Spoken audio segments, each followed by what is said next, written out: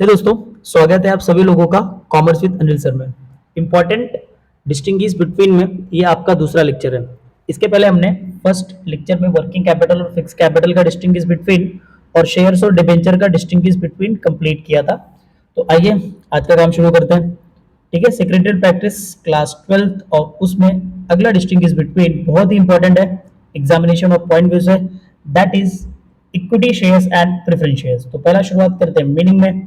तो shares that are not preference share are called equity shares, and these shares do not have preferential rights for payment of dividend and repayment of capital। दोस्तों, वो shares जो preference shares नहीं है वो equity shares है। और आप सबको पता है कि इक्विटी शेयर्स को प्रेफरेंशियल राइट्स नहीं मिलते। प्रेफरेंशियल का मतलब होता है पहले, ना तो इनको प्रेफरेंस शेयर होल्डर से पहले डिविडेंड मिलेगा और ना ही इनको प्रेफरेंस शेयर होल्डर से पहले जब कंपनी बंद होगी इनका कैपिटल मिलेगा। तो इन शॉर्ट आप ये याद रखिए, दो shares which are equity shares are दो share which are not preference share and they do not have any preference in payment of dividend and repayment of capital at the time up at the time of winding up of the company।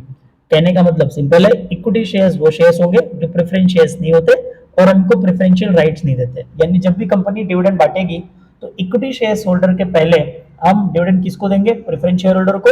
और जब company बंद होने लगती है, wind up होने के time पे, और जब कंपनी सबका कैपिटल लौटाती है तो प्रेफरेंस शेयर होल्डर्स का पहले लौटाया जाता है, इक्विटी का बाद में। जबकि preference shares are shares that carry preferential rights, ठीक है, dividend and repayment of the capital. तो देखो दोस्तों, प्रेफरेंस शेयर्स को ना प्रेफरेंशियल राइट्स दिया जाता है। यानी जब भी कंपनी डिविडेंड बांटेगी तो सबसे पहले किसको मिलेगा? प्रेफरेंस शेयर होल्डर को। और जब भी कंपनी बंद होने के समय पे पैसा लौटाएगी या रिपे करेगी तो सबसे पहले किसका लौटेगा? प्रेफरेंस शेयर होल्डर का। भाई इक्विटी को बाद में मिलता है। ठीक है, रेट ऑफ डिविडेंड की बात कर लेते हैं। देखो, इक्विटी शेयर होल्डर का जो रेट ऑफ डिविडेंड होता है वो फ्लक्चुएटिंग होता है और वो डिपेंड करता है कंपनी के प्रॉफिट्स पे। अगर कंपनी को ज्यादा प्रॉफिट हो रहा है तो वो इक्विटी शेयर होल्डर को ज्यादा रेट से डिविडेंड देती है, कम प्रॉफिट हो रहा है तो कम रेट से देती है। जबकि प्रेफरेंस शेयर होल्डर का जो डिविडेंड का रेट होता है वो फिक्स होता है, कंपनी को चाहे कम प्रॉफिट हो या ज्यादा प्रॉफिट हो। और एक इंपॉर्टेंट चीज याद रखना भाई, अगर लॉस हो रहा है ना तो दोनों को ही कंपनी डिविडेंड नहीं देती है। ठीक है, अगला पॉइंट है वोटिंग राइट्स। तो देखो, इक्विटी शेयर होल्डर तो कंपनी के ओनर होते हैं, तो भाई उनको नॉर्मल वोटिंग राइट्स मिलेगी और वो कंपनी के मैनेजमेंट में पार्टिसिपेट कर सकते हैं। जबकि preference share holder do not enjoy normal voting rights और ना ही उनको कंपनी के मैटर्स में बोलना रहता है। वो तभी बोलते हैं जब उनका कुछ पर्सनल मैटर रहेगा तभी, अदरवाइज उनको ना तो वोटिंग राइट्स का अधिकार है ना ही उनको कंपनी के मैनेजमेंट में कुछ भी बोलने का अधिकार है। अगला पॉइंट हम बात करते हैं रिटर्न ऑफ कैपिटल की। तो भाई इक्विटी कैपिटल को जो रिटर्न मिलता है ना वो लाइफ टाइम तक मिलता है। ठीक है, क्योंकि इनका जो कैपिटल कंपनी लेती है भाई लाइफ टाइम के लिए लेती है, लौटाती नहीं कंपनी। तो इसीलिए equity share can not be returned during the life time of the company. Return of capital यानी कि क्या लौटेगा पैसा? तो इक्विटी शेयर्स का पैसा नहीं लौटता है। सिर्फ एक ही केस में, अगर कंपनी बाय बैक करती है यानी अपने खुद के शेयर मार्केट प्राइस पे खरीद लिया तब, अदरवाइज नहीं। जबकि प्रेफरेंस शेयर जो होते हैं वो रिडीमेबल होते हैं। रिडीमेबल मतलब क्या? रिफंडेबल होते हैं, तो वो रीपेड कर दिए जाते हैं कुछ समय के बाद, 5 साल 10 साल बाद लौट जाते हैं। जबकि इक्विटी शेयर्स आपका रिटर्न नहीं होता है। उसके बाद में नेचर ऑफ कैपिटल, भाई क्या होता है? ये कंपनी के हिसाब से जाओगे तो देखोगे तो इक्विटी को बेसिकली हम रिस्क कैपिटल कहते हैं। क्यों? क्योंकि भाई अगर आपको ज्यादा प्रॉफिट तो ज्यादा डिविडेंड, कम प्रॉफिट तो कम डिविडेंड, लॉस हुआ तो लॉस। और दूसरा, आपका जो पैसा है ना वो भी नहीं रिटर्न आएगा, कोई गारंटी नहीं होती है। जबकि प्रेफरेंस शेयर सेफ होता है। क्यों? क्योंकि उनको फिक्स रेट से डिविडेंड भी मिलेगा प्लस उनका जो कैपिटल है वो पहले लौट आएगा। तो भाई इनके तो बल्ले बल्ले। ठीक है, नेचर ऑफ इन्वेस्टर। देखो, जो बंदा ना रिस्क लेने के लिए रेडी है वो इक्विटी शेयर्स में पैसे लगाएगा, और जो बंदा कॉशियस है, उसको सेफ्टी चाहिए इन्वेस्टमेंट को लेके, भाई उसको ना लाइफ में ज्यादा उथल पुथल नहीं चाहिए, उसको एक फिक्स इन्वेस्टमेंट पे फिक्स रिटर्न चाहिए, उसको ज्यादा लालच नहीं है। तो ऐसा बंदा जो रहेगा ना वो प्रेफरेंस शेयर पे पैसे लगाएगा। सिंपल सी चीज है, ये भाई खतरों का खिलाड़ी होता है। ये भाई खिलाड़ी तो नहीं बोल सकते लेकिन फिर भी रिस्क नहीं लेता ये प्रेफरेंस शेयर होल्डर। ठीक है, तो यहां तक हम लोग ने कंप्लीट किया 6 पॉइंट टोटल। अब सातवां पॉइंट क्या है आपका फेस वैल्यू।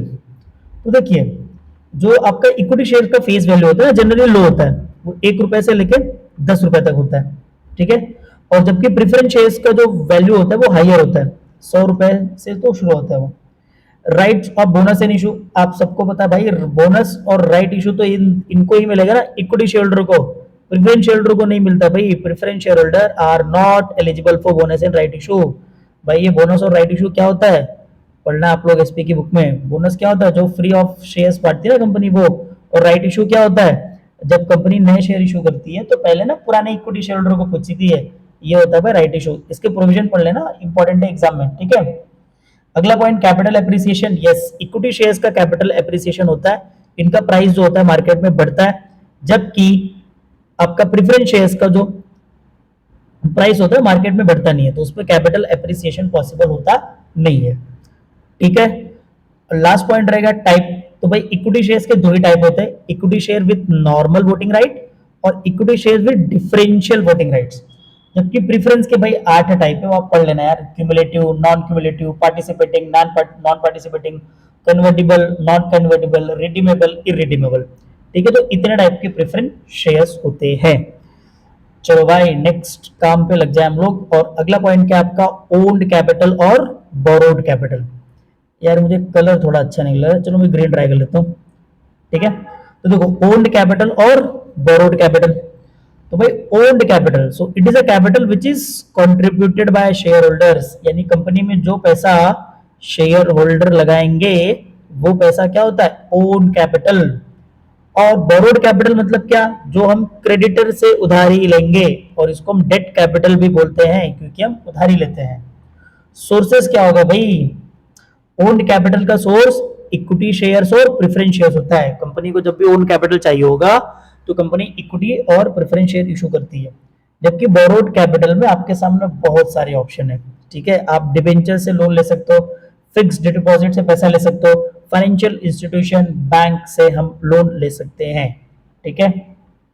आगे बढ़ते भाई, रिटर्न ऑन इन्वेस्टमेंट क्या मिलेगा, ओन कैपिटल को तो आप सबको पता है क्या मिलेगा, डिविडेंड मिलेगा, फ्लक्चुएटिंग रेट से भी फिक्स रेट से भी, क्योंकि जो प्रेफरेंस शेयर होल्डर है उसको तो फिक्स रेट से मिलेगा डिविडेंड, और जो इक्विटी शेयर होल्डर है उसको फ्लक्चुएटिंग रेट से मिलेगा डिविडेंड। डेट कैपिटल में क्या मिलेगा भाई, फिक्स रेट ऑफ इंटरेस्ट, ठीक है, इसको फिक्स रेट ऑफ इंटरेस्ट मिलेगा।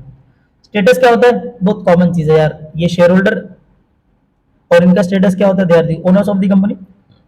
और जो बोरोड कैपिटल, ये लोग कौन होते हैं, कंपनी के क्रेडिटर, यानी कि जो शेयर होल्डर है उसका स्टेटस क्या है कंपनी में, ओनर, और जो भाई डेट होल्डर है उसका क्या है, क्रेडिटर, ठीक है। आगे वोटिंग राइट्स इनको मिलेगा, यानी कि जो ओन कैपिटल बेसिकली किसके पास होता है, इसमें इक्विटी शेयर होल्डर को ही वोटिंग राइट्स मिलता है जनरल मीटिंग के अंदर। क्रेडिटर का तो यार कोई सवाल ही नहीं पैदा, ये भाई ऐसा मत कर देना कि तुम क्रेडिटर का भी लिख के दो कि सर क्रेडिटर को भी हम वोटिंग राइट्स देंगे, नहीं नहीं, ये ख्वाबों ख्यालों में भी नहीं हो सकता। नहीं हो सकता मतलब नहीं हो सकता, क्रेडिटर को वोटिंग राइट नहीं मिलता जनरल मीटिंग में, ये आप लोग याद रखेंगे। नेक्स्ट पॉइंट क्या है आपका भाई, रीपेमेंट ऑफ कैपिटल, ठीक है। तो share holder do not enjoy priority over the creditor, क्योंकि जब रीपे करने का आता है ना, पहले हम कर्जदारों का पैसा लौटाते हैं भाई, कर्जा इसको खत्म करेंगे, उसके बाद हमारे शेयर होल्डर्स का पैसा लौटता है, चाहे वो इक्विटी का हो चाहे वो प्रेफरेंस वाले का क्यों ना हो। So they are eligible for repayment capital after making the payment of the creditor at the time of winding up. भाई क्रेडिटर्स का पूरा पैसा पे करने के बाद ही कंपनी इक्विटी और प्रेफरेंस शेयर होल्डर का पैसा लौटाती है। तो क्रेडिटर यहाँ पे क्या मिलेगा, क्रेडिटर को